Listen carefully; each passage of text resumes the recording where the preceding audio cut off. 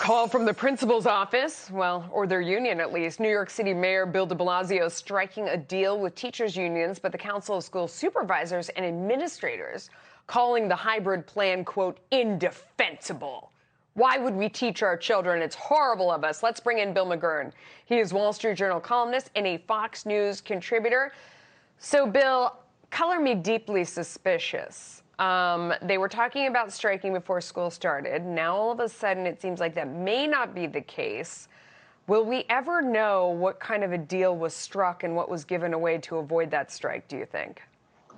I don't think we'll know the specifics in that, but we have learned what happens when you have a school system that's accountable to unions, whether it's the principal union or the teachers union. The kids come last, and that's what we're seeing. You know, this last week of the Republican convention, this is what you saw. Americans are learning that their school systems are not necessarily geared to educate their children as a first priority. The CDC says it's a public health measure to get kids back in the classroom.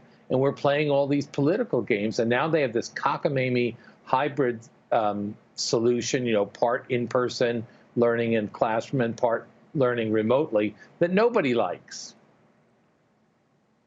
Yeah. You know, some of the reasoning was, you know, they say they don't want to ride public transportation, that they don't feel safe. Never mind all of us who have been in the city riding the subways, Right. riding the buses, all of the essential workers who have gone to the grocery store, who have done all of the things that they're being asked to do, you know, but they say that they just don't feel safe doing that, and that's one reason they don't want to go. They also want to mandate that everybody on the school campus, all of the kids, everyone who steps on, has a test. And I'm wondering, is that even remotely realistic, and what do you make of a demand like that? Yeah, they're not realistic. The demands are made not to be met.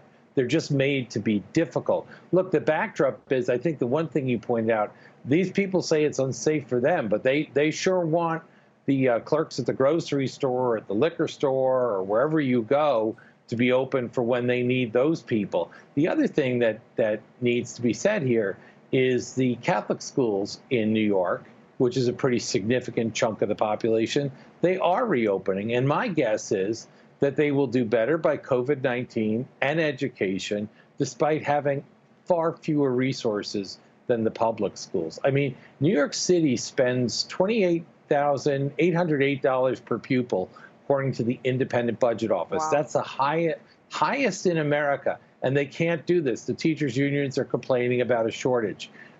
This is a system that is not serving parents or children, and I think it's being exposed for what it is. It was fascinating. So a lot of the parochial schools in New York made a big move to say we are opening in person, Right. and try and get some of those students, especially because many parents who are still here in New York have to go to work. I mean, it's the wealthy people Right. who have left and have gone somewhere else, who are in the Hamptons, who have gone to Connecticut, who have gone to Florida, who have left the state.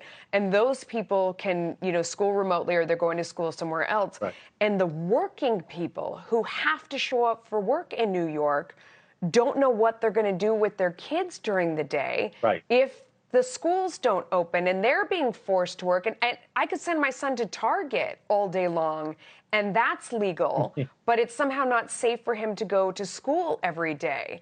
How did the unions defend that? Because a lot of teachers do want to go back to work, and we don't want to lay this at their doorstep. Right. They're being pressured by their own unions not to comply. So, just what do you make of that? You're absolutely right. We are exposed. This is the problem with a top-down, one-size-fits-all monopoly on public education.